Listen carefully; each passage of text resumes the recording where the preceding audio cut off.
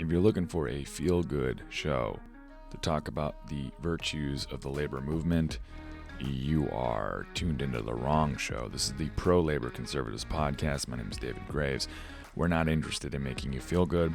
We're interested in the facts. In 1969, the American labor movement controlled 31% of the American workforce. This means that 31% of the American workforce was organized. Today, 10.3% of the American workforce is organized. We are failing in every possible way you can fail, and that needs to change. The definition of insanity is doing the same thing over and over and over again and expecting a different result, which is what we have been doing as a movement for 30 plus years. This is the Pro-Labor Conservatives podcast. Thank you for joining us.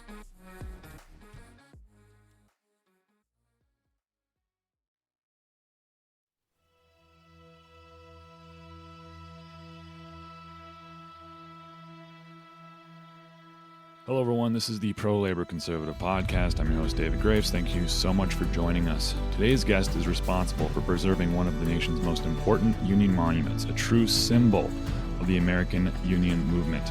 In his new book, The Road to Blair Mountain, he takes us on his journey to save a little-known battlefield from a little-known war in the middle of West Virginia. The book takes us along as he navigates a world dominated by the coal industry, from politics to law enforcement, in one of the most misunderstood states in our union. Charles Keeney, welcome to the Pro-Labor Conservative Podcast. Thanks so much for joining us. Thanks for having me, David. I appreciate you bringing me on.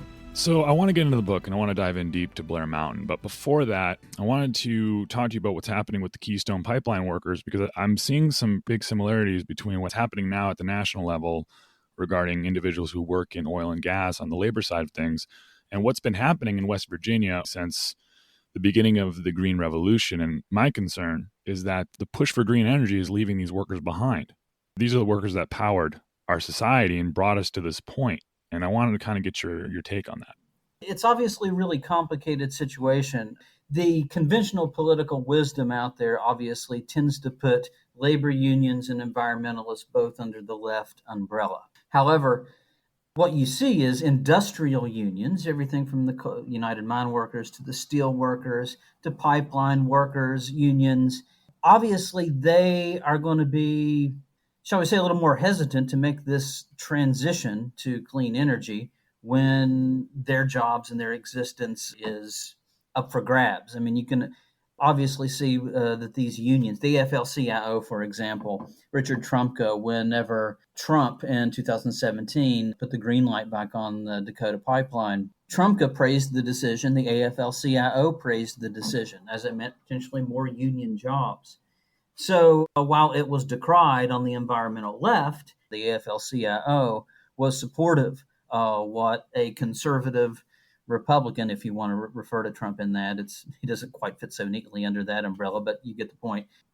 So you have labor unions that are supporting these policies because they've not yet been given viable alternatives.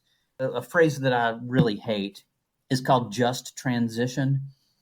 I'm sure you've heard this used a lot. Mm-hmm. This is often used sometimes in the environmental community, sometimes on the left, sometimes in proponents of the Green New Deal, saying we have to have a just transition in these regions. But the problem is that ship has already sailed in many of these places, particularly in coal country. The towns have already depleted.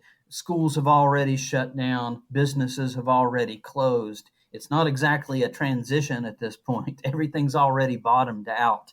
You can talk about a rebuild or a renewal or reimagining things, but the idea of a just transition, that ship has already sailed.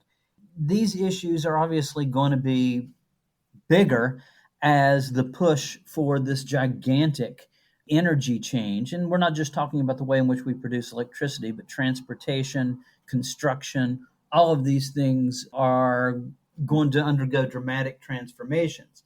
It's not going to be appealing to a pipe worker or an oil worker or a coal miner or somebody who's on a natural gas rig to say, you left high school, you went straight into a blue-collar job, and this has been your livelihood. You're married, you've got kids, And now suddenly we're saying we want you to go back to school for 18 months and train for a job in, say, solar panels or whatever, and put your life on hold and potentially, your kids' future and all this stuff so that you can transition to a job that doesn't yet exist.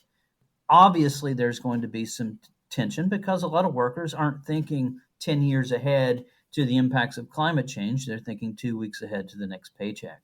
What I felt was really interesting was that Biden had this executive order. It was a big deal. And we kind of knew it was going to happen.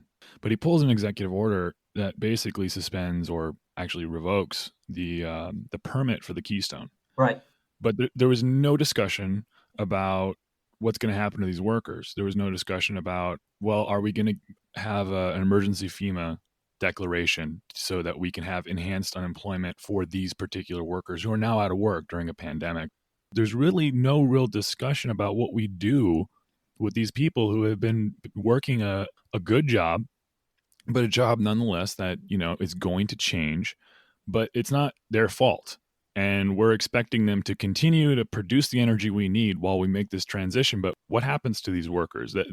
What I hate is kind of what you refer to as this whole retraining concept. It's not easy for you to go to school when you still have to pay the bills, when you still have to take care of your kids, when you still have to make the mortgage payment. And then when you lose your job, you really aren't thinking about going to school. You're thinking about whatever job you can get to keep income coming in. It's very difficult for me to stomach what's happening right now on the labor side of things, and understanding that we do need to transition, understanding we do need to go to cleaner energy. I mean, not just because of the environmental impact, but let's face it, it's just a sustainable route and it's more economically viable. Right. And something I said back in 2016 before the election, I mentioned that this transition, the market is going to push this transition anyway, regardless as to who gets elected, because as things like solar become cheaper and better and the technology improves, it's just going to outcompete things like coal in the marketplace. But yes, that leaves workers out.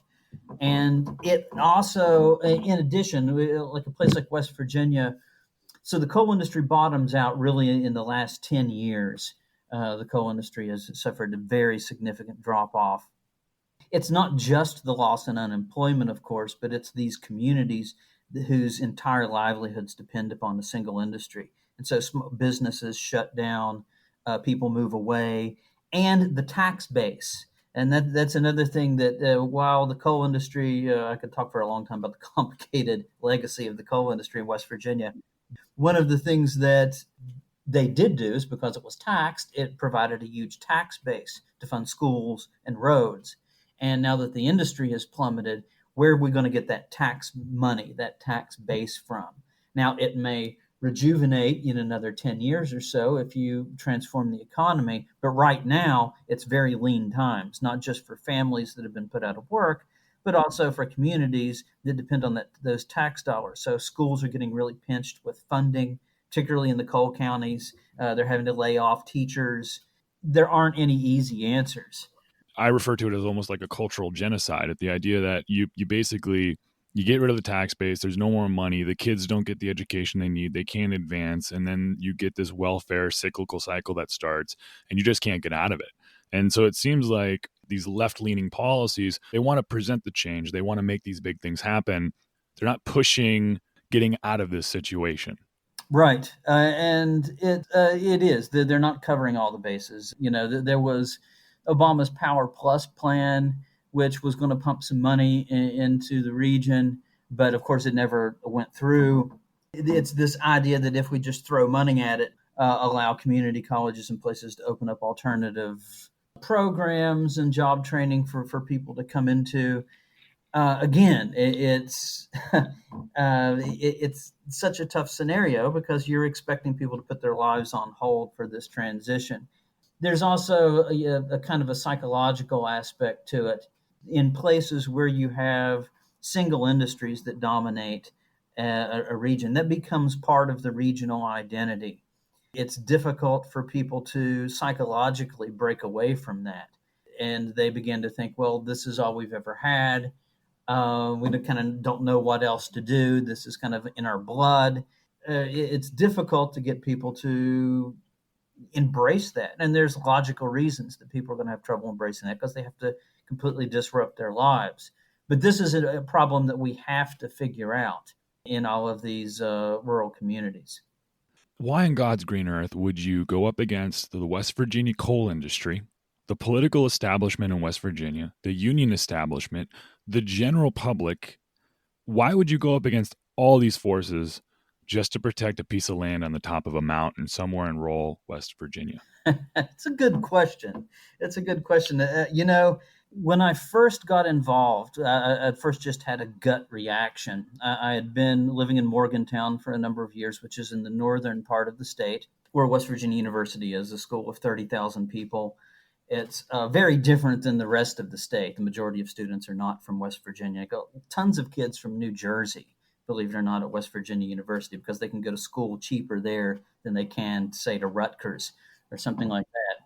But anyway, so it's a very different animal than the rest of the state. And then I come back down to southern West Virginia where I grew up, and I found a place that had been really transformed very quickly. When I left, there was no such thing, for example, as Friends of Coal or this huge campaign that the coal industry was waging. It was really ramped up in the years that I was gone. Their control, both politically and economically, and even culturally and psychologically, seemed more powerful than ever. When I saw that they had delisted this battlefield, first of all, I just kind of assumed it was already on the National Register of Historic Places. Had never really checked into it. I just kind of naturally assumed that it's a place that was going to be preserved. And when I found out that the industry was planning to wipe it out with mountaintop removal, I had a gut reaction to it that just infuriated me that they would try to destroy this site. When I began to teach classes at the small college I was at in Logan, the students who lived less than 10 miles away from the battlefield, many of them had never even heard about it. It just made me really, really angry. And that's what really got me involved in it. I felt that if we could win over the general public over time, that we could defeat the industry. I did take a long time to kind of weigh the cost of it. Obviously, as you mentioned, the industry controls everything. At the college where I was working, the governor's wife was the president of the college. The governor was a Democrat, pro-coal Democrat, one of these old school West Virginia Democrats. So I was worried about my job. I was worried also about violence towards me. My family was very worried about that because environmental activists had been, physically attacked and things like that. If I was going to do this march, which we did this huge protest march to stop mountaintop removal, the industry was going to try to throw this, he's just some environmental hippie, one of these, lefty professors who has his head up in the clouds and doesn't know how the real world works. And I understood that I would be lumped into all of those things. But at the same time, I'm not the type of person that is defeatist. For whatever reason, I didn't see defeat as an option. I'm not one of these, we'll give it our best shot and see what happens kind of guys. I'm one of these, we're going to win, and I'm going to find a way to win. My great grandfather found a way to win. And so I'm going to do the same. And so I just went into it with that attitude. There's two opposing forces here. There's the historic value of the site, and then there's, of course, the environmental impact. And so there's the environmentalists. But I had no idea until a dear friend of mine, Kyle Warmack, who ended up going out to West Virginia, he sent me this book, and I read it, and it was about Blair Mountain. I don't think people understand. There was a full-on battlefield.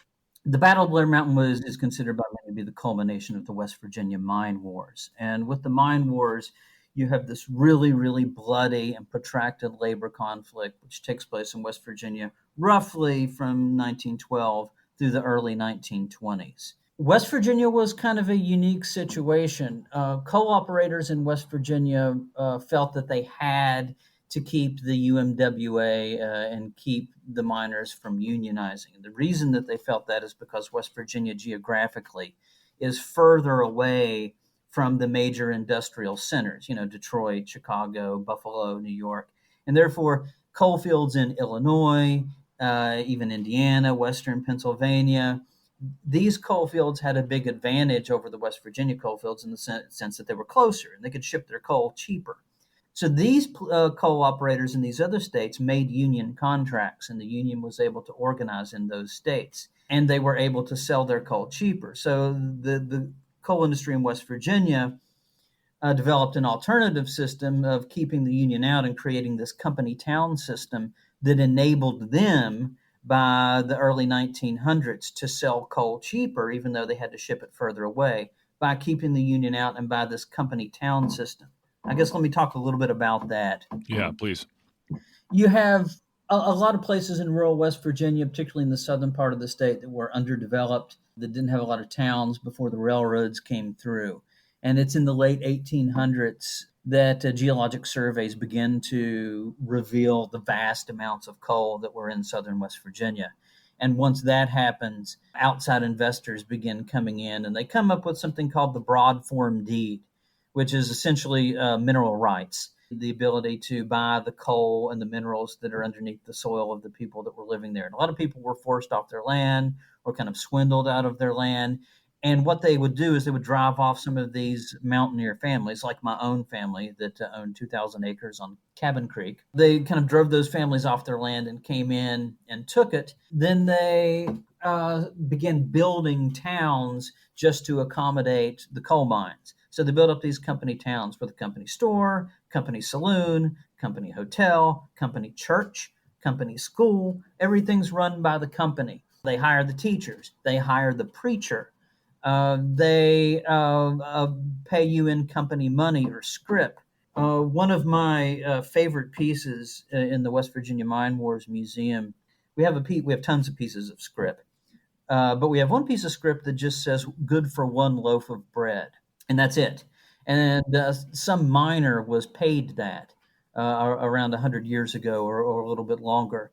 If for anybody working in the United States under a free enterprise system, if your employer gives you a piece of money or a payment and you have no control over your own consumerism, you have no control over what you can buy, and you had to go shop at the company store, you could maybe go out of the company town and find another store, but your company money isn't going to exchange for the same price as an American dollar. So they control where you shop. They control where you spend the money. Many of the miners didn't have homes. They brought in a lot of immigrants and African Americans from the South. So they brought them in, put them in company houses. They didn't have money to pay the first month's rent. So you give them a month's advance at the company store. You give them an advance to pay for their groceries. And they also have to pay for their own equipment, their picks, their lamps, their canaries, canaries in their cages for the canaries. They have to pay for all that. And they get fronted all that at the company store. So they start out in debt. If you are in debt over your head from day one, that's one of the things that puts you trapped in a system and prevents upward mobility. So they don't have upward mobility. They're stuck in a debt system, and they're stuck in a system where the company controls consumerism. It controls where they can go. It controls what they can buy, everything, every aspects of their lives. I mean, there's an old poem called "The Company Town," and it talks about, the company preacher teaches what the company thinks is right. So it's this idea of complete control, and it's not the way capitalism is supposed to work, obviously. But on top of that, because these were company towns, they brought in company security guards that were known as mine guards. And these guys wouldn't allow union meetings to take place. They were always spying. Some of them operated undercover as saloon keepers or bartenders or even as miners.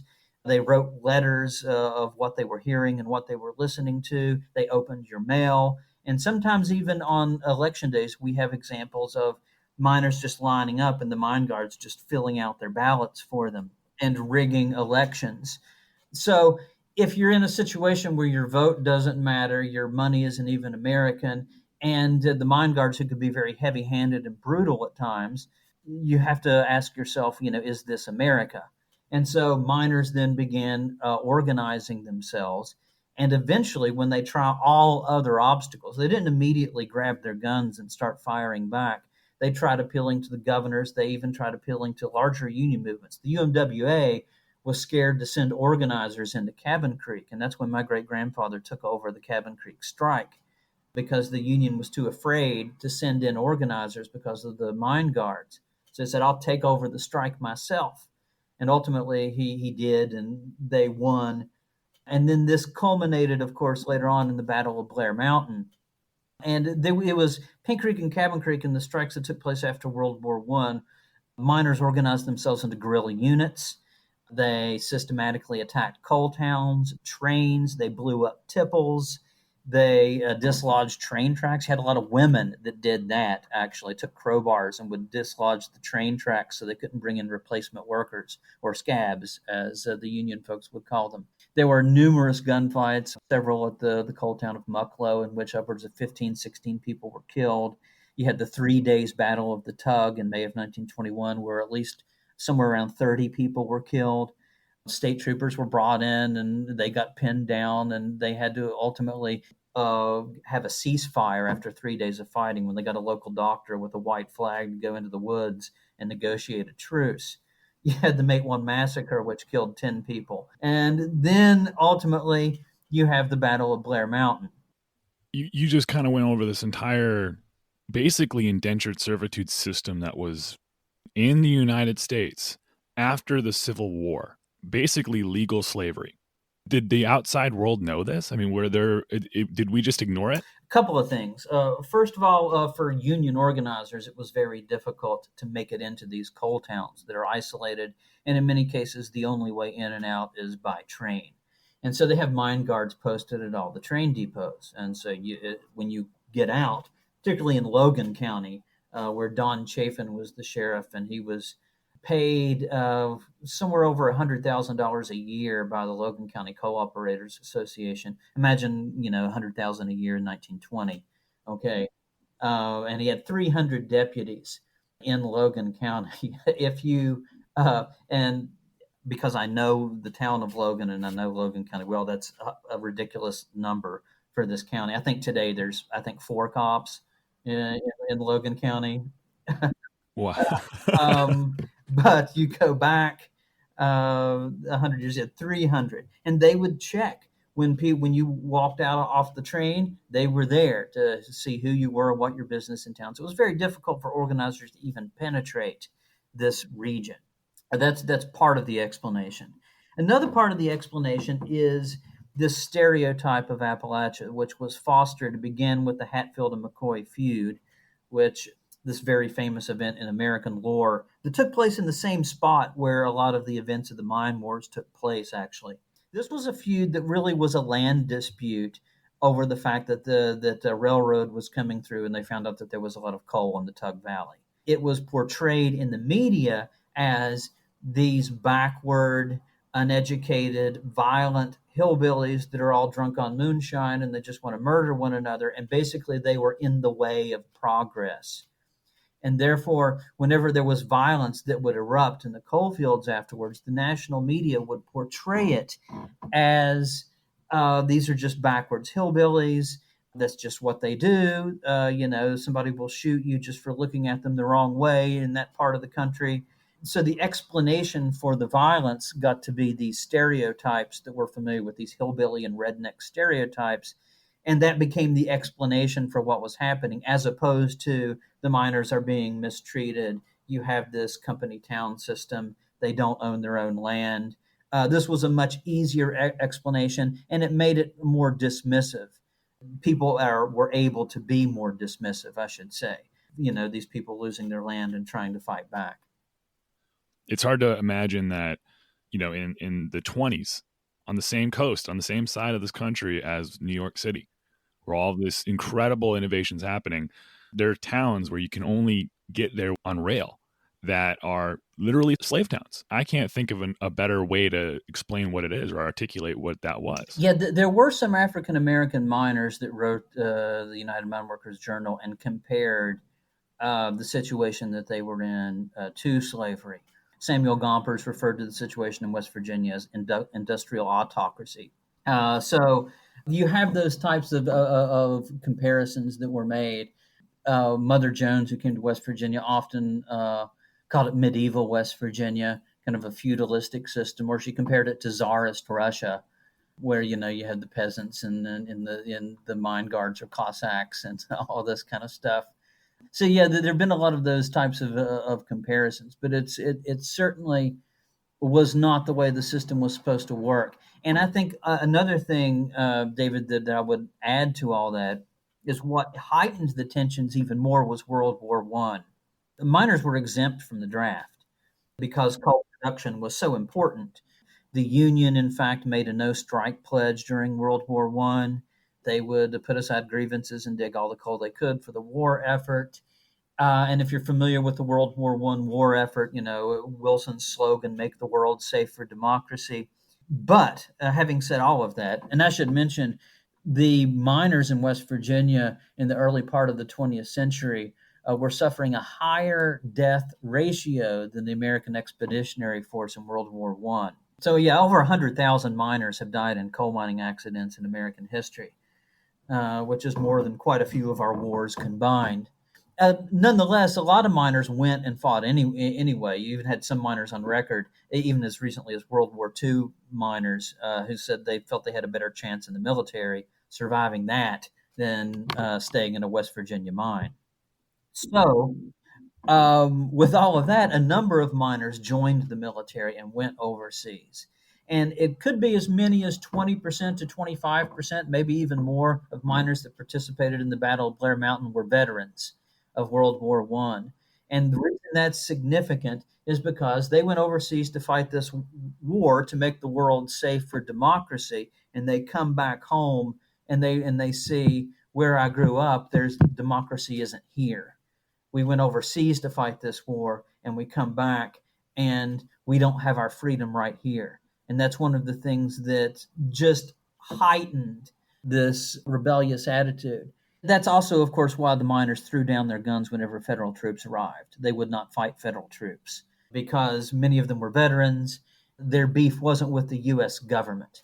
Their beef was with the mine guard system. Their beef was with the West Virginia government. It wasn't to overturn the United States. It wasn't an anti-American thing. Frank Keeney said that the Battle of Blair Mountain was about reestablishing the Bill of Rights. So that kind of summed it up. It wasn't, as some people would call, like a near communist revolution or something like that going on. Although it has to be understood, Blair Mountain, in context of all these huge uprisings that were taking place right after World War One across Western civilization. Of course, the Russian Revolution, but also there were revolutions in Germany called the Spartacus Uprising that killed about 2,000 people. You had huge labor uprisings in Italy. Labor uprisings in Vienna were one of the things that helped crumble military resistance in the Austrian army. They had hundreds of thousands of workers went on strike early in 1918, and that's one of the things that helped crumble the war effort in the Austrian Empire. And they had the Irish Revolution of 1916. So this was happening. These kinds of things were happening all over the place after World War One, in part because all of this blood had been shed, and some people were thinking, well, the world's supposed to be safe for democracy. Where is it? Well, and it's true because we look at all the union uprisings all over the world at that time, and they're all for different reasons within their own societal context. Right. I think that the American union movement is so uniquely American versus what happened in Europe. The American union movement was about, again, fighting for their independence. It was almost like a reboot of the Declaration of Independence. Yeah, when the miners were in groups, the little groups that they would form to fight in the woods, they referred to themselves as Minutemen, which is, of course, what the guys outside of Lexington and Concord referred to themselves as. So there's an obvious correlation. I think like Paint Creek and Cabin Creek were to them their Lexington and Concord in many ways. And is it fair to say that the union movement in West Virginia, and arguably I think that's probably the most important union movement in the country, it really is kind of like it is the backbone of the American union philosophy almost. This idea that I'm going to defend my family, I'm going to defend my neighbors. What amazed me, the coal miners in 1921, they were desegregationists. They were desegregating these towns during this massive strike walk towards Blair Mountain. I mean, this was something that was kind of unheard of at the time, and they were pushing this. I mean, this is amazing to me that they were so isolated and so advanced, and yet most Americans look at them as being so backwards. Right. Yeah, they were ahead of their time in that regard. And they didn't have any choice but to be that way because these coal towns, it was the coal operators had a word for it. They called it judicious mixture. Justice Collins was one of the most prominent coal operators of the time, and he referred to this policy as judicious mixture. What they would do, these coal camps, if you've ever been to West Virginia, the hills aren't incredibly tall. Okay, these aren't tall mountains, some of them 2,000, 3,000 feet, but these aren't huge mountains, but they're really steep. Where people don't live on the mountains. People actually live in the little cracks in between the mountains because these settlements kind of snake along rivers and creeks. So they're all compressed together. So these coal towns, the African Americans, the immigrants, and the native whites are all right there together. Yes, there's like a little black section and an immigrant section and a white section in the coal town, but those sections are really just these four houses, and then the next four houses are immigrant, and then the next four houses, well, I mean, they're right beside each other. They're not separated by any fencing or anything like that. They're all working together. They're all making the same wages. Coal mining was the only occupation in the United States at the time that a black man could make the same amount of money as a white man because they were paid the same. And so the union, if they're going to be successful, they have to organize all these groups. The coal industry thought that if we take these different groups and we mix them all together, then they'll just fight one another and then they won't unify. That's actually not what happened. The exact opposite happened. They did unify, and I think one of the biggest problems in our country today are differences and alleged or believed differences in these same different groups: rural white people, working class poor white people, immigrants, and African Americans. That these groups are often at odds with one another, or there's fear, fear of immigration, or all this kinds of things. And it's amazing to see a different situation in the coal fields 100 years ago. And I want to overstress, it's not as though this was some kind of labor utopia or racial ethnic utopia where they're all holding hands singing kumbaya around the campfire. Okay, obviously they still had their prejudices, but they also understood the only way we stand any chance is if we overlook those differences and set those things aside. So that's what created this type of camaraderie within these groups, which was very unique for the time. It's kind of, in a sense, the exact opposite of identity politics that we find today. The forced melding, if you will, of different people. Right. The only hope they've got is working together. When you're down in the mine, you have to also depend on one another. It's an incredibly dangerous job. And so people have to work together in order to survive in those conditions. And when you work with people, I think that's when you grow closer to people, when you're working together on something and you begin to see that as opposed to your differences. So why don't you tell me a little bit about the actual coal mining process, or at least what it was during the days of this battle? When you're talking about the job of mining 100 years ago, it's first of all something that I'm glad that I don't have to do. You have to use your own equipment. It's by hand. They had a type of huge drill. We have an example of one of these at the Mine Wars Museum called a breast auger, which is this huge drill that you use by hand, and you drill. So you go to your coal seam. Everybody had their own little section that they worked in. They might have an assistant, but if you were, been a coal miner for a few years, you would have your little section where you would work. And you would go down there, of course, take your little canary in your coal cage, which is that's something that's used a lot. People always talk about the canary in the coal mine, but of course that was there because they were really sensitive to methane and other gases, and so if the canary falls over, it's time to run. So there were always gases that you were unleashing that could be ignited with a spark that could cause explosions. And cave-ins were a big, big issue. A lot more miners died from cave-ins, wooden beams breaking and the roof collapsing on them. That was the more regular cause of death as opposed to explosions. But there were huge explosions, like the Monongah blast of 1907 that killed at least 361 people. In the last big mining disaster was the Upper Big Branch disaster in 2010, which killed 29. But you go back 100 years, that was regular occurrence. in the 1920s, there were around 400 miners a year that were being killed in West Virginia alone, just mine blasts all the time. But anyway, you had your own little section. So you would take your breast auger and you find your coal seam or your rock seam and you drill a hole.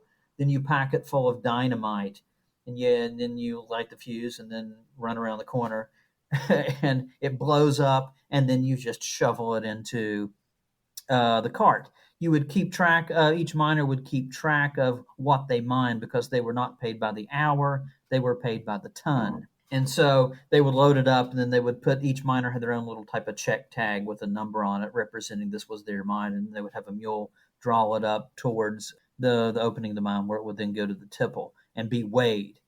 Coal miners often complained that the weights were fixed. In fact, in the Paint Creek Cabin Creek strike, one of their biggest demands was that the miners be able to hire their own guy to watch the weights so that they couldn't be fixed. They called it a check weighman. It should be noted in the Paint Creek Cabin Creek strike, the first big strike of the mine wars, the miners never asked for a raise. They didn't ask for more money. They just asked they had a number of other demands. But getting back to the job itself, this is backbreaking work. By the way, in the late 1800s, in some coal towns, before cocaine was made illegal, they actually sold leaf cocaine. Miners would buy the leaves, and pack up their pipes full of cocaine so that they could dig more coal during their shifts.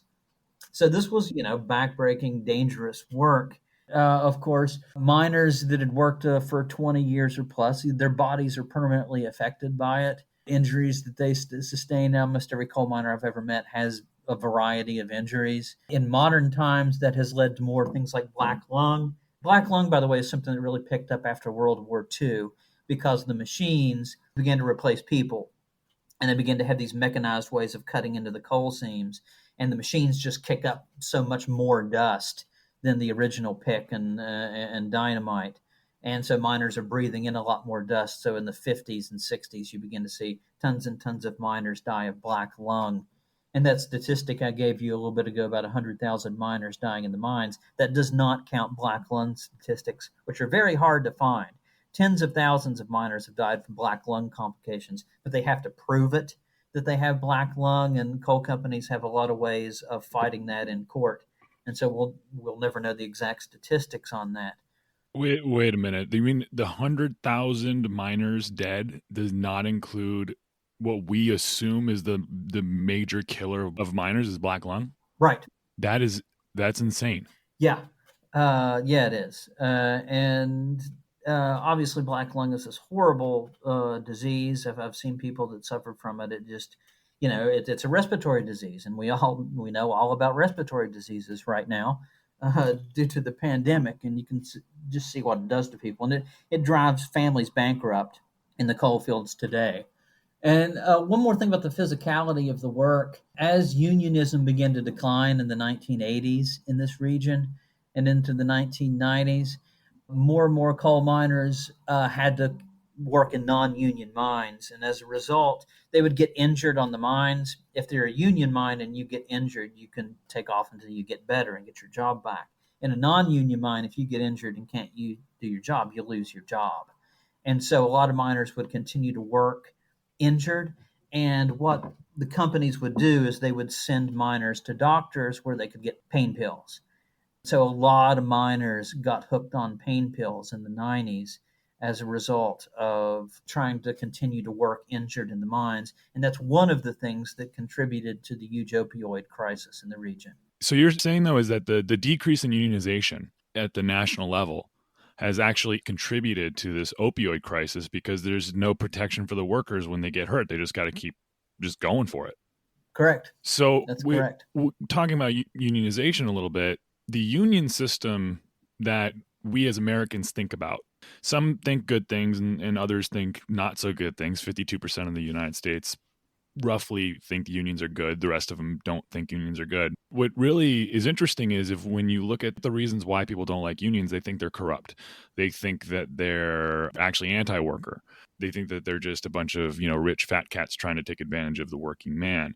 What would you say is the biggest factor with the decrease in unionization in West Virginia? Is it just that the unions aren't doing the job, or is it that there's just no support coming from the outside? Or why do you think unions are decreasing in popularity, at least in West Virginia and the region? Okay, let's talk about first the UMWA and its decline. There's a few reasons for that. One of the reasons I've already touched on is mine mechanization. Mine mechanization led to a huge decrease in numbers of coal miners. You had 100,000 coal miners working in West Virginia in 1946, right after World War II. By the 1960s, that number is cut in half to under 50,000 due to mine mechanization, machines replacing people, which is, of course, a big issue today. Machines replacing people. By the time you get into the 1980s, that number was cut in half again. So, first of all, the union has fewer numbers by the time we get into the 80s. So that's one thing. There was problems. You mentioned corruption. There were problems with union corruption in the national, the international UMWA. By in the 1960s and early 70s, you had the whole Tony Boyle situation where he was kind of ruling the union with an iron hand and was corrupt and was taking money from coal operators. He had his rival killed. So there were problems with union corruption and people kind of being disenchanted with the union because of that. Now, they did reform within the union in the 70s and 80s, but the damage had been done. And then there was also a change in union tactics in the 1980s. They adopted a thing called selective striking. What that meant was that a union local could do their own strike just in their own little area. It wouldn't be a national strike, as opposed to, what it used to be when the union would go on strike. They'd all go on strike. Well, this was selective striking. It was under Richard Trumka. One of the things that did is union miners in West Virginia sometimes took advantage of that. I've mentioned this in my book, and I grew up with it, so I saw it. There was always wildcat strikes deer hunting season. um, and so there's a 2-week period in West Virginia where you can hunt deer with a gun, only 2 weeks. The rest of the season you can hunt with a bow and arrow. But everybody always wants gun season because it's obviously much easier to kill a deer with a gun than a bow and arrow. And so miners would walk out of the job at the beginning of gun season, with ridiculous reasons that weren't even real reasons, and then they would come back whenever deer hunting season was over. It got to such an extent that some co-operators just started shutting down their mines during deer hunting season. But that obviously, while it's kind of funny, on the other level, that doesn't give the union a good reputation. Mm-hmm. And there's been old union miners have said, we shot ourselves in the foot by doing things like that. And because if you strike for frivolous reasons or walk out on the job for frivolous reasons, and then the real issues come, they're not going to take you as seriously. And that's something that happens in the mid-1980s when Don Blankenship, kind of the last of these kind of old school coal barons, rises up into Massey Energy and started a really effective union busting movement in which Massey would buy out union mines and then shut them down and reopen them about 6 months later as a non-union mine. And this led to a number of significant strikes in the 1980s between the UMWA and Massey Energy. And Massey Energy came out on top in those strikes. They got the local political apparatus and the state police behind them, and they were able to deunionize many of the coal fields. So you have this combination of factors: mechanization, you had some union corruption, you had some frivolous wildcat strikes. In addition, you have a coal operator that became incredibly influential in the region that took advantage of all that. So you basically had coal miners starving out the population until they gave up their card. Very, very similar to what happens with the right to work situation, where employers start just going non-union. The unions basically starve and they shut down. So that's kind of what was happening at the micro scale in West Virginia. Right. Yeah. This is one of the reasons why I think Trump won West Virginia, because he said, I'm going to bring it back. I'm going to take care of you. And it was, correct me if I'm wrong, but they had a really rough time under the Obama administration. Yeah, they did. The real shift, the election that really changed things in West Virginia goes back to 2000. We can talk about Trump here very shortly. I'll get to him. But 2000, West Virginia had voted Democrat in every presidential election since the New Deal, since FDR, except one. I think they voted for Reagan once. But I'm pretty sure I think they went for Carter over Reagan the first time, and I think they went for Reagan the second time. But anyway, they went Democrat in every presidential election except one for a period of 68 years. So it was a strong Democrat state. By 2000, first of all, Democrats had taken West Virginia for granted. They just assumed that West Virginia was going to go blue. Al Gore pretty much ignored the state. And Al Gore, of course, was the first presidential candidate to really talk about climate change, really talk about renewable energy. And the coal industry latched on to that. And they put forth this pretty strong and effective campaign in West Virginia. If Al Gore wins, this is the future of the Democratic Party. They're going environmental. And if they win, then they're going to put the industry out. And in addition to, there's a lot of other propaganda in the region about climate change being a hoax and all this kind of stuff. So that was effective. And it was incredibly significant because West Virginia's 5 points swung the election. Everybody, of course, talks about Florida and the 100 votes in the 2000 election that gave Florida to Bush. But Bush doesn't win without West Virginia. It was that close in the Electoral College, and West Virginia turning red, that played a role in changing American history in that sense. And West Virginia has been red ever since. And all 55 counties in the last 2 presidential elections have gone full Republican. Part of that is, of course, this notion of saving the coal industry. There are other reasons as well, cultural reasons. Second Amendment is a big issue, obviously, around here. And of course, there are a lot of Protestant Christians around here that are strongly pro life. So those issues come into play. But when you look at the situation with coal mining and even natural gas drilling, which has really had an uptick in West Virginia. Natural gas employs about the same amount of people as coal does now in West Virginia. Obviously, with the Democrats, they're going to move away from that, and Republicans are going to say, we're going to keep it. And Trump coming here in 2016, and he came here a lot in 2000. He gave a lot of attention to West Virginia, came to Charleston, did a big rally, put a big coal miner's helmet on his head.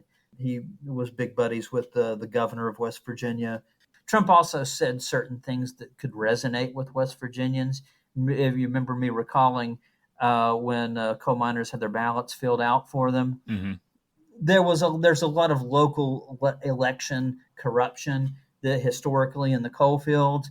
And so what was one of Trump's big rallying cries? It's a rigged system, right? It's rigged. It's all rigged. So things like that resonated with people in West Virginia that had a history of things being rigged.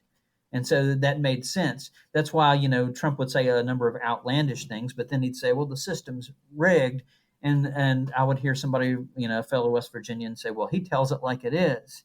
Even though, sometimes he would say some of the most outlandish, crazy stuff in the world. Right. And then you'd wonder, how on earth are you getting that he tells it like it is? But him saying, oh, it's a rigged system, if for a West Virginian, something like that resonates. Because in this state, it has been rigged. It's so crazy because there's so much of a cultural similarity between West Virginia and, where I'm from, Minnesota. It's very similar. Right. And I think that there's definitely a disconnect. I would almost say that West Virginia is almost like middle America, really. Mm-hmm. It has a lot more to do with middle America than where it's at. There's not big industry in West Virginia. There's not big industry in Minnesota. There's not big industry in Indiana. There's not a big industry in Wyoming or North or South Dakota. I mean, I don't hear a lot of discussion about how to get these workers out of the mix and how to get these workers retrained. I mean, in West Virginia, is there a push for that? Has anyone been pushing that aside from just the local communities or the workers themselves? I mean, is there any political will to retrain these workers, or are we heading toward just another massive unemployment? Yeah, here's the problem. Is it's very difficult to get elected in West Virginia if you say anything negative about the coal industry. First of all, they fund a lot of politicians, and it's very difficult to get campaign money. And you know as well as I do, running campaigns, even local campaigns, takes a lot of money these days. It's very difficult to get any kind of funding if you're anti-coal in any way, shape, or form. I was in a film a couple of years ago called From the Ashes. It was on National Geographic Channel about the decline of the coal industry. Through that, I had ended up getting hooked up with, it was Bloomberg that funded the film. And through that, I'd ended up getting hooked up with Bloomberg Philanthropies. I was in talks with them. I was with the small college where I was teaching. I said, hey, you guys are talking about clean energy, and Bloomberg's supposed to be this big, alternative energy guy. And I was like, why don't you then donate some money to this college so that they can start up, a solar panel project or whatever. And they obviously didn't offer me any promises or anything, but they said they would be willing to do a call with administration. And so I took it to my administration and said, hey, there's a potential that, Bloomberg Philanthropies might be interested in helping to fund some kind of renewable energy program here. They wouldn't even take the call, because to do that in a place like Logan County, that means them admitting that coal doesn't have a future. And admitting that publicly is political suicide. So even though there's a lot of very realistic politicians that understand these changes are taking place, you'll never hear it in their public rhetoric for fear of losing elections. And even like I said, the local county structures, it's this kind of entrenched good old boy system. If you speak out, in the wrong way, they're going to shut you up pretty quickly. So it's very, very difficult to get local leadership to even admit that the ship is sinking. That's one of the huge obstacles and frustrating things that I see happening. Let's go back to August and September of 1921. What caused this entire thing to happen? I mean, the actual battle. This was a full-on fight. There were aircraft dropping bombs on strikers. I mean, there are headlines that say Air Fleet ordered to West Virginia battlefield, Right. In the Washington Times. It's just what led up to this, and if you can just give us an idea of the political environment that led up to this, and really what was the deal? Okay, so it's after World War I. You have 3 counties in the southernmost region of the state that have yet to be unionized. Throughout World War I, the Union had been very successful. My great-grandfather had become president of the Union in West Virginia. He was also president of the State Federation of Labor. And so they had this enormously successful unionizing drive. They'd organized all the counties in West Virginia with the exception of 3, Logan, Mingo, and McDowell. And these were the 3 top coal producing counties, though. And these were the places where anti-unionism was the very strongest. They make a beachhead in Mingo County. They found there was a local chief of police there by the name of Sid Hatfield that was welcoming to the Union. They were able to sneak organizers into the area. They start making progress. But Mingo County becomes the ground zero for all this violence that would take place. Thousands of miners get evicted. They go out into tent colonies. You have the Make One massacre that killed 10 people. And then in the summer of 1921, the biggest event, the 3 days Battle of the Tug, like I mentioned earlier, which was 3 days of guerrilla warfare fighting that stretched for about 3 to 5 miles of territory on both the Kentucky and West Virginia side of the Tug River. For those unfamiliar with the geography, the little Tug River for part of its way is the West Virginia-Kentucky border. You had miners on the hillsides on both sides of the river firing at state police, which had just been created. The West Virginia State Police was created specifically to put down these strikes after World War I. And so you had these gunfights going on. After the 3 days battle, martial law gets declared. Things really escalate throughout the course of the summer. This is only a couple of months before Blair Mountain, right? So they declare martial law. They bring in National Guard, bring in a bunch of troops. But once they do that, they arrest all kinds of miners, mostly for no reason, without habeas corpus, of course, it's martial law, and begin imprisoning a bunch of them and just kept under lock and key, awaiting military tribunal. Meanwhile, the state police and others attacked the tent colonies, ripped up a lot of the tents, and they stole the food. And they began blocking shipments of food that were coming from the UMWA to the tent colonies. So, with all of that, there's these rising tension in all the other counties and in the Union leadership, because now they can't get food to these tent colonies. You have all these miners that are arrested and under martial law.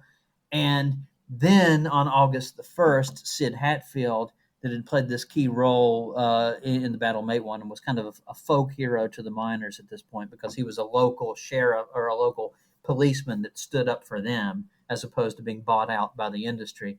He and his deputy, Ed Chambers, were murdered on the McDowell County Courthouse steps by mine guards. The whole town saw it. Nobody went to jail over it.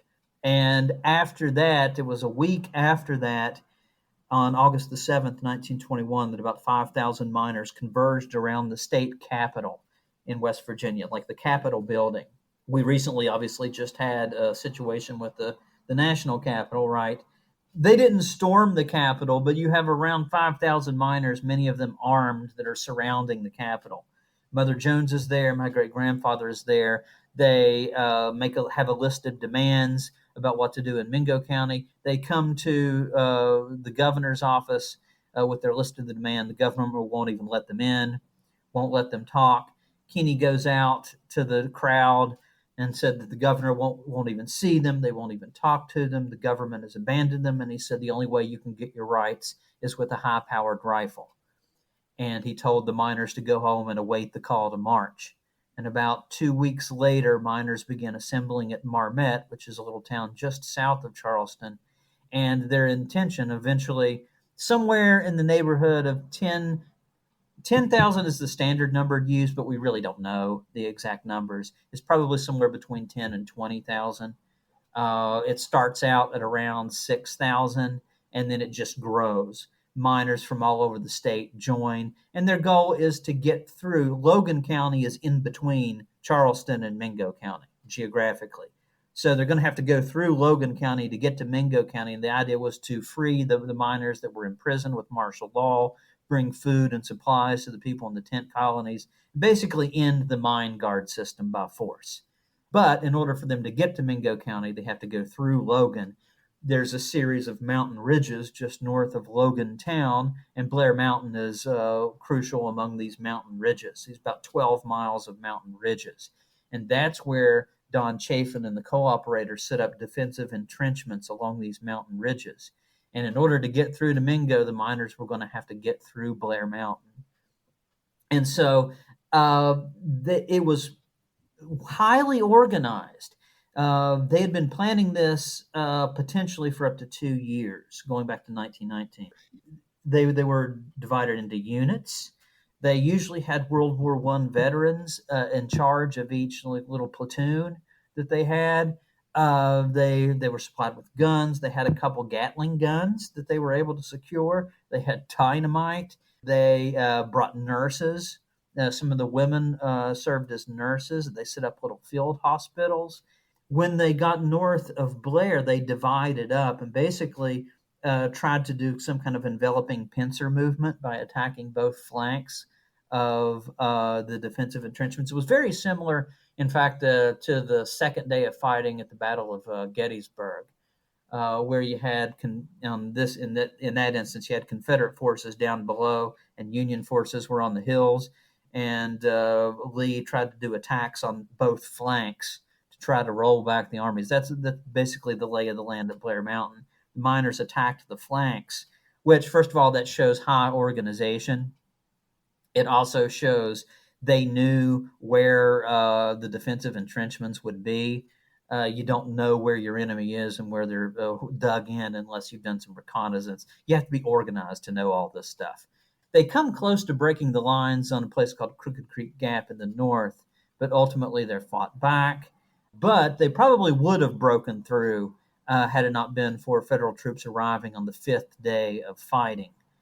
And when Federal troops arrived, that's when miners laid down their arms. The miners were never fully able to break through because, if you've ever been there, as I have, and you look at these incredibly steep ridge lines, way steeper, by the way, than the Battle of Gettysburg, really steep hillsides. And I've been on these entrenchments where they had machine guns placed. And if you've got a machine gun and you've got this little trench and you're looking down on these huge steep ravines, it's easy to see how they would be able to hold the line against much greater numbers. There were probably about 2,000 plus defenders and well over 10,000 attackers. But if you're up in these entrenched positions with machine guns, you can hold back much larger numbers, which what they were effectively able to do. And of course, the miners weren't trained soldiers, so they're not just going to do a full-on charge like you would do if you were regular military. The United States Air Service was brought in under Billy Mitchell, and they were going to potentially drop bombs, but the bombs that were dropped were actually planes that were owned by Don Chafin, who rented out these planes, and so it was the companies that were actually dropping the bombs. The federal planes actually didn't drop any bombs, although they were prepared to do so. They actually got hit by a storm, and a couple of the planes crashed in the storm, and they were never actually able to partake in what was going on. Billy Mitchell was really disappointed about that. He was one of the big early advocates of creating a United States Air Force, and he wanted to show how planes could be used to quell domestic uprisings. And so he was really eager to bring the Air Service into that as a way of showing how the Air Force would be the future. But he didn't get that opportunity. This is not a strike that most people understand as a strike. I mean, this is just a full-on war. And this was the culmination of the entire mine wars, right? Right. Right. It's full on war with armies, with provisions, with strategies. It's as much of a battle as you can be. Kenny King, the local from Logan County that began the first explorations of Blair Mountain, he has hundreds upon hundreds, maybe over 1,000 bullet shell casings that he's found from the battlefield.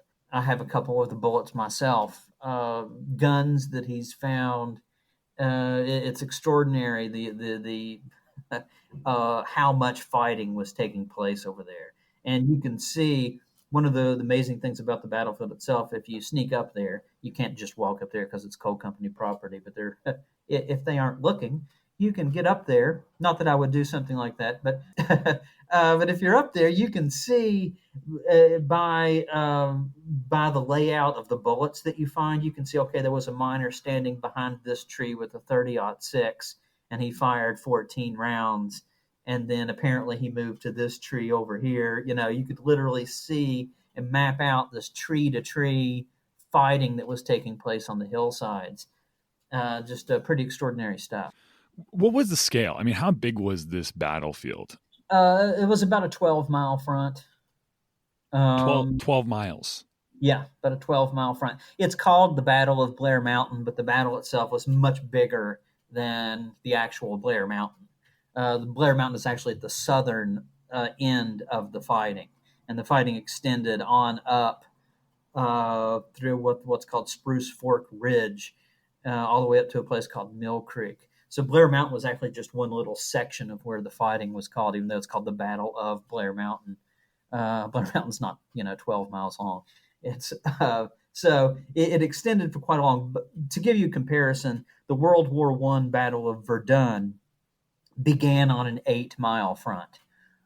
Okay, now Verdun would get bigger, but you can see that that we're talking about a World War I scale size battlefield. So battle happens and it ends. The miners basically give up to the U.S. military. So really, the miners didn't win. I mean, the miners lost, right? Yeah, there's sometimes local contention over this point. There are some people, something that I've dealt with since the mine wars have become a much more part of the regional discourse in the last decade due to our preservation efforts. Sometimes you get people that I deal with this on the with folks on the left who want to kind of romanticize it and kind of turn it into this shining moment of victory for labor when it really wasn't. It wasn't that at all. No, they didn't. They didn't break the lines. They didn't get through Domingo. They didn't reach their objectives. And this battle was followed by 3 years of intense litigation, the treason trials, which would take place, which bankrupted the Union. Over 500 individuals were charged with treason, murder, conspiracy to commit murder. And these trials dragged out until 1924, and it bankrupted the Union in West Virginia. The coal operators obviously didn't have to worry about it because that wasn't going to bankrupt them. They could afford the legal fees, but the union couldn't. And they also couldn't do that and continue with their strike efforts that were going on in Mingo County. So the Mingo strike failed. Union president of the National, John L. Lewis, was privately infuriated with my great grandfather and Fred Mooney, one of the other union leaders, for organizing this whole thing, which he felt was they were too radical. And he also kind of feared that they were too popular with the rank and file and thought they might be a threat to him. So 2 weeks after the treason trials are over, Keeney and Mooney are forced to retire, resign from the Union. And when they left the Union, there were 50,000 Union miners in West Virginia. 5 years later, when the stock market crash happens, there's less than 1,000. This led to complete deunionization of the coal fields. Now, you saw coal production soar to its highest point in West Virginia in the 20s, but you also saw the highest number of coal mining deaths in the 1920s that coincided with that. And obviously, unionism took a big hit until you get to the New Deal in 1933. We know what happened with the battle. The New Deal came in, unions kind of come back a little bit, but they obviously don't come back to their former glory before they were actually technically legal. Now we're kind of where you come into the picture. What was happening? Why would you get into this? Okay, so it obviously was put briefly on the National Register of Historic Places. This was an effort that a local mountaineer by the name of Keeney had started. His grandfather had fought in the battle. And just in the 90s, he just thought, well, I wonder if there's anything up there. So he just took a metal detector and started heading up onto the mountains. And he started just finding all kinds of stuff, as I've already mentioned. And he spent several years trying to get it put on the National Register. And he was able to finally get some professional help from Harvard Ayers, an archaeologist out of Appalachian State University, and Barbara Rasmussen, a historian at West Virginia University. They were able to prepare a nomination. It was put on the National Register. However, the coal industry was able to get it delisted from the National Register very shortly, within a few months of it being listed. Now, it's a complicated process how they got it delisted, but they used some fraudulent means that was later overturned in court. But it took 9 years for it to be overturned in court. In the meantime, the reason they wanted it off the National Register is they had surface mining permits across the Blair Mountain battlefield. They were going to use mountaintop removal to destroy the battlefield. And if you're unfamiliar with mountaintop removal, this is coal mining on a gargantuan scale. It blasts the entire tops of mountains. You really can't get a good view or a good perspective on the extent of mountaintop removal until you see southern West Virginia from the air. If you're ever flying over it, you can't really see it very well from ground level. You get up on the air, and the entire southern part of the state has these big swaths of area where it's just bare patches where mountains used to be. And some of these mountaintop removal sites are enormous, encompassing more than 4,000 acres. In fact, about 330,000 acres have been mountaintop removed in West Virginia. That's enough to put a couple of Disney Worlds in West Virginia on the acreage. And when I say Disney World, I'm not talking about the theme park. I'm talking about all of Disney World in Florida, with Epcot and Animal Kingdom and all that other stuff thrown in the mix. But anyway, obviously, if you blast it, all the archaeological evidence would be gone. There's never been a full archaeological survey of the entire battlefield. Even Keeney, in all of his years going up there, it's real rugged territory. He's only been able to survey about 25% of the battlefield. And he's not a professional archaeologist. And we've got Harvard Ayers, and then later on a guy by the name of Brandon Knight, another archaeologist, that have done a little bit of work up there. But they've only done like a work on maybe 8 acres, 10 acres. These little sections. It's never been fully studied. They blast it, everything's gone. all of those archaeological treasures, and the place would be gone. You can't rebuild a battlefield. They have this thing called reclamation in the mining industry, where they say they're going to put back the mountain, which isn't true. They basically just plant a few trees and move on. But you get imagine you blowing up Little Round Top at Gettysburg. Right. Imagine blowing up parts of Shiloh or Yorktown or any of these important battlefields in American history, or Little Bighorn. The list goes on. So I just couldn't imagine that they would try to completely wipe out this history. And I've mentioned to you the ridge lines and the entrenchments. You really don't get a feel for the scale and the seriousness of the battle unless you can actually sit down and look at it, as you can walk up those slopes and see it and experience it. Being in the place really broadens your understanding of a historical event. So I see battlefields as sacred ground in that respect, and I didn't think the industry had a right to touch it. And in my research, I had already discovered how the industry and politicians had suppressed the history in the region, how they'd taken it out of books, and that's not an assumption. There's a paper trail for that. The governors literally manipulated books, textbooks, and history books and books written about West Virginia to omit this, and now they're trying to blast away the spot where it happened, and I just found that to be totally unacceptable. Again, the big issue, one of our biggest obstacles in doing this, I knew in making the stand against this, I would be labeled an environmental activist. And that's basically like being called a witch in Salem. To be called an environmental activist in West Virginia, that's like, that's a stigma, to put it mildly. And I had to work around that. I had to, in our organization, Friends of Blair, we had to, at first, we needed the help of the environmental community to do this big protest march we organized, in which we retraced the steps of the miners as they did in 1921. We took the exact route that they took to Blair Mountain over the course of a week.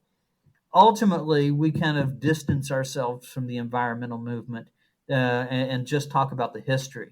Because if you told people stop mountaintop removal at Blair Mountain, they would go, "What are you, crazy? What are you, some kind of tree hugger?" But if I said we have to preserve this battlefield, they would say, "Oh, okay." Mm-hmm. So if we found very quickly, if you emphasize the history, emphasize the significance of what happened, and don't talk about the environmental aspect of it, then people were like, "Oh yes, absolutely, we've got to preserve this, we've got to save this." But if you say no mountaintop removal, save the trees, then you're going to get an entirely different reaction. And so we had to walk that fine tightrope in order to win over public support, which we eventually did, but it was tough going for a while. So we got the battlefield, and you finally get it recognized as a battlefield. Going up against coal, you're going up against law enforcement, you're going up against politicians. As you just said, you're going up against just people in general, just fighting you every which way. You're fighting it from the historical standpoint. You're getting lumped in with the environmental movement, and you're trying to stop something from happening that's incredibly advantageous to the community, because it's jobs, it's money, it's people making a living. You're doing this during a time when coal mining's really, the national eye on coal mining is not quite as favorable as it used to be. And so people are they're very aggressive and very defensive of coal, as you've pointed out. I mean, how do you get it done? Well, a few things. First of all, we were able to approach it from a little different angle than other activist groups. As I write about in my book, I had no experience with activism before this. None. I'd never been to a protest. I was just content to be, a history professor and write books that were academic that no one would ever read, and just kind of go on about my life. I was kind of apolitical.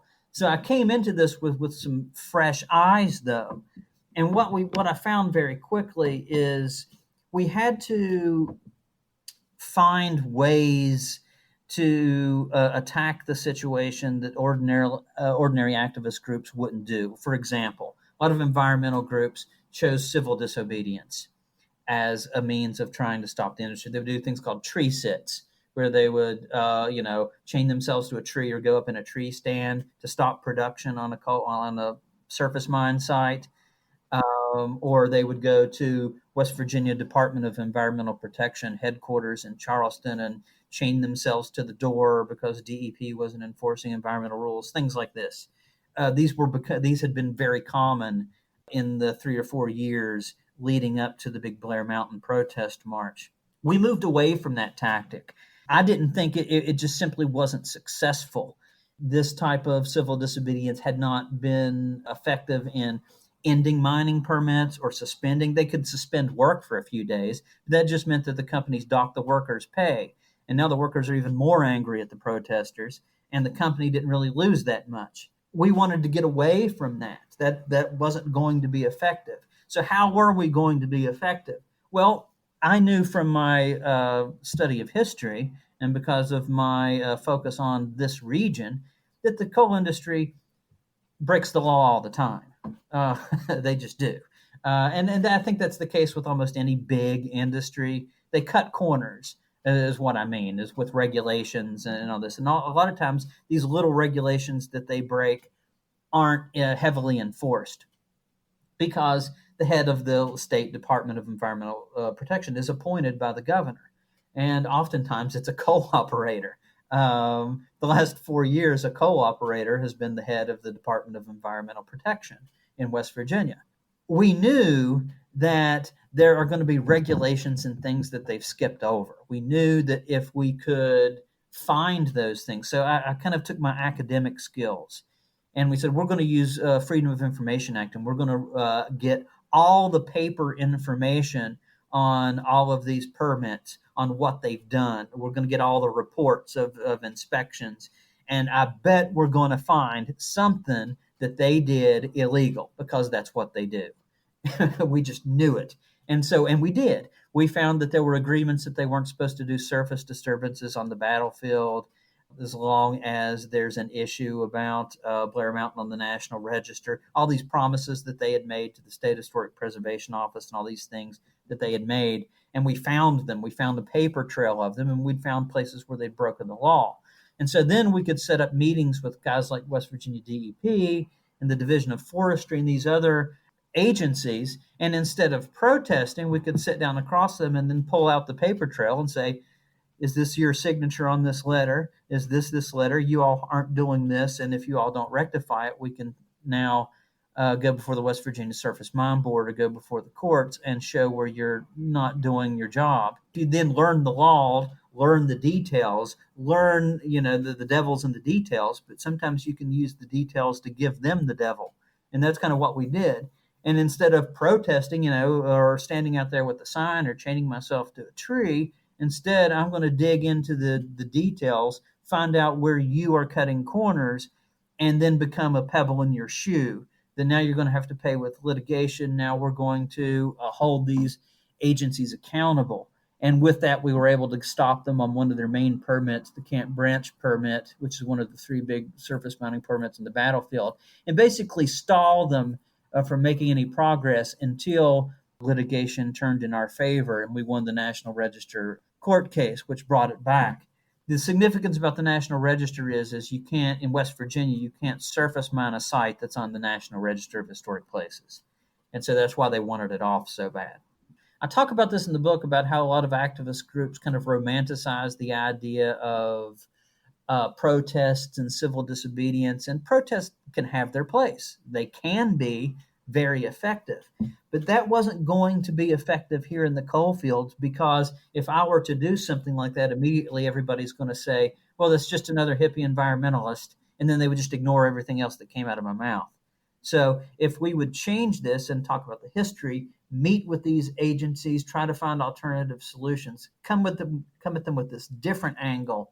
First of all, they're not going to be expecting it. And number 2, they're not going to be able to dismiss me by saying I'm just some kind of hippie out there to, do a drum circle on top of Blair Mountain.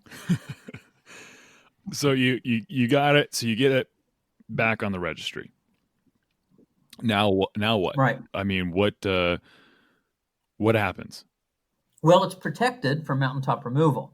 It's not protected from deforestation. It's not protected from drilling. These kinds of things can also really upset the surface. And for your listeners, understanding that almost all of the archaeological findings on the battlefield are only a couple of inches below the soil. And this just happened 100 years ago. So all these guns and bullets and all these other things and defensive foxholes that were dug, it's all right there on the surface or right below the surface. So anything like timbering or bulldozing or anything like that really wipes out sections of the archaeological record. And that's why it's so significant to protect the surface from things like drilling or deforestation or timbering, these kinds of things. It's not protected from those kinds of things. And it's interesting that you bring that up. Obviously, there's no chance right now of a park being at Blair Mountain or whatever, because that's the company still own much of the land. But Friends of Blair, we're now trying to push a piece of federal legislation called the American Battlefield Preservation Act. It's a piece of legislation we've drawn up that would protect all the battlefields on the National Register of Historic Places from surface disturbances and create the Office of Battlefield Preservation, which would enable small museums, historic societies, and state parks to be able to fund a lot of their programs, archaeological research, and museums and staff positions through grant funding. So it's amazing how many battlefields around the United States are not only are they not protected, they don't have local organizations that are really sharing the history. Things like Wounded Knee, the Wounded Knee massacre, like one of the huge incidents took place on the frontier in Montana. There's like a tiny little group of like 4 people that look after part of the battlefield. We found a Native American battlefield in Missouri where they put a Dollar General in. So a lot of these places, need protection, and they also need some kind of federal funding to help get some grassroots historical societies off the ground. So we're kind of going on a federal level now at this point in order to be able to find protection not only for Blair Mountain, but for other really important sites. That includes, like 75 Civil War battlefields, about 20 American Revolutionary battlefields, about 23 battlefields that affect Native American heritage, like Little Bighorn. So that's the next big project, and that's the way to fully protect the site and provide some kind of federal funding for historic societies and museums to be able to educate the public and promote heritage tourism, which may be part of the solution for places like West Virginia. That's by no means an end all be all solution, but it could be a good part of the equation. At the end of the day, the Battle of Blair Mountain was the culmination of a brutal system, a brutal system that kept workers down. You're paid by the ton, so you're forced to basically every day slam it out. I mean, where do we go from here? First of all, these miners obviously, grabbed their guns. They had turned to violence. They turned to radical action, radical direct action. Um, and what causes people to turn to radical action? Well, when they're denied, basic rights, whenever they can't provide for their families, whenever there's, I hate using the term economic uncertainty, but these miners that existed, 100 years ago, they didn't have their piece of the American pie. They couldn't have any upward mobility. It didn't matter how hard they worked or how much rugged individualism they had. They were stuck, right? So they fought. They turned to radical action. And when people, and I think for your viewers, and I think for everybody, this is something that must be learned. In the period from the 30s to the 70s, that was the period of the Union's strength, not just in West Virginia, but in America. That was also coincided with the largest expansion of the middle class in American history. And you didn't have workers. You didn't have, Walter Reuther of the United Auto Workers or John L. Lewis of the United Mine Workers calling for some kind of socialist revolution or calling for socialism in the United States. And the reason you didn't have workers, the socialism anarchism, these types of radical ideals, or even extreme right wing stuff like militia groups or some things like that, that didn't have any appeal whenever the middle class and unions are strong. Whenever what do we see happening right now? Well, the wealth gap is just as big as it was back at the time of the Battle of Blair Mountain. Okay, so it's reverted. The wealth gap closed in the later parts of the 20th century, and then it went back up again over the last 10, 20 years. So the wealth gap is the same. A lot of workers feel as though they're being left out in the cold, and at least feel as though they don't have any control over their lives. And so what's happening? There's no unions. There are unions, but it's not very powerful. The wealth gap is huge. And what do you have? You have people turning to more radical ideologies. You have a more appeal of socialism among young people and even more anarchist groups. And of course, you also have more reactionary stuff of people forming these militia groups. Unionism, I feel very strongly, is successful unionism not only helps out the middle class, but it's good for capitalism. Now, it may not be good for a corporation's bottom line in the short term, but in the long term, it's going to, instead of labor movements being a gateway drug for Karl Marx, labor unions are actually, successful labor unions actually de-radicalize workers because they're able to have a nice job and pay for their kids and maybe go to the beach once a year for a week. If they can do that, they don't want to change the system, right? They aren't going to fall into these extreme categories, and I think that's an important lesson to learn from this. I always say this is that the best regulation is unionization. The free market gave birth to the idea of the capitalist corporation, and capitalist corporations gave birth to the idea of unionization. Yeah, and for many decades, the United Mine Workers was really the only voice in West Virginia that regulated the industry. The government certainly didn't do it, and it was the union itself that could keep the power of the industry in check. So yeah, I think the two are tied. I'm not going to go as far as to say that unions created the middle class, but unions helped solidify the success of the middle class, certainly in the United States. Really, I mean, listening to this whole story of Blair Mountain and listening to what you went through just to save it, and the disconnect that the rest of the nation has from West Virginia, do you feel that unions could potentially be the one thing that could fix us, bring us together, unify us? There's potential for that. I thought after the 2016 election, fielded a lot of questions from journalists all over the country that just randomly called me, wanting the Trump country piece, the Trump country story.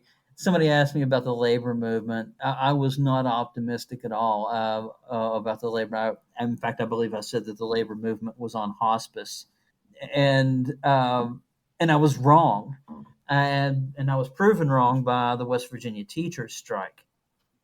I was at the Capitol on the first day of the strike, not to participate in the strike, actually. The college professors really weren't a part of the strike. I was there for History Day at the Capitol, which is this little day where all these little museums and history societies, set up little booths and politicians walk around and shake your hand and act like they care for a little bit. So we get there and there's just hundreds and then thousands of teachers just showed up and packed the place. These teachers that led the successful strike movement, and it was incredibly successful. And it was amazing how much enthusiasm there was over the course of just a couple of weeks, a type of union fervor that I had thought was possibly dead. It was encouraging to see. But one of the other things that I think that's important to note of that is a lot of these teachers that were on strike were conservatives. A lot of them had been people that had voted for Donald Trump. There were a lot of conservatives that went on strike that were as pro-union as you can get. The idea that unions are just for Democrats or anything like that, I think is just simply not true based on the evidence, based on what you see.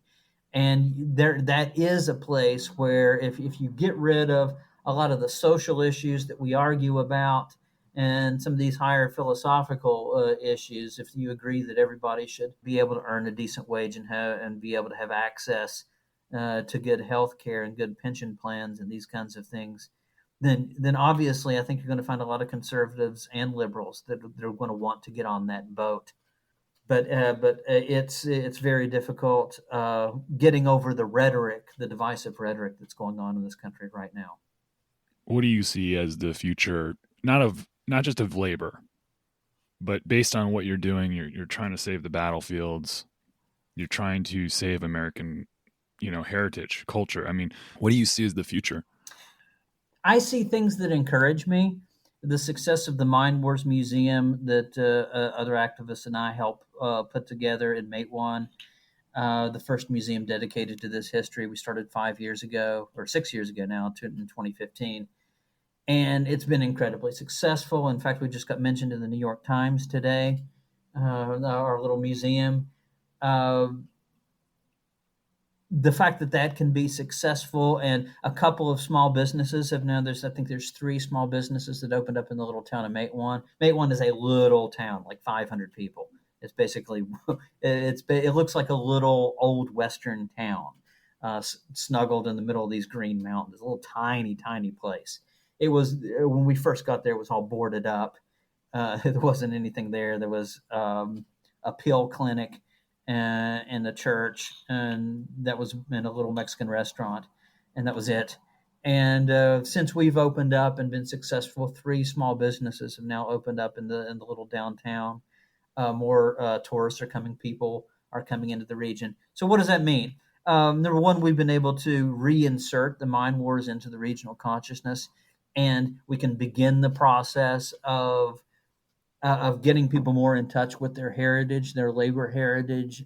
And at the same time, we showed that there can be a different type of economy other than coal in the region. So those are positive steps, but that still doesn't take away from the harsh realities of the fact that we've got a huge tax base which has been severely depleted. We don't have other big industries that are just coming in right away to replace that. So there are encouraging signs. I mentioned the teachers' strike and how a lot of the teachers wore red bandanas like the miners did. And a lot of teachers publicly on Facebook in the interviews talked about Blair Mountain when they talked about going on strike, that they had kind of taken some inspiration from that. So you can see that learning the history and making people aware of it can inspire people into action.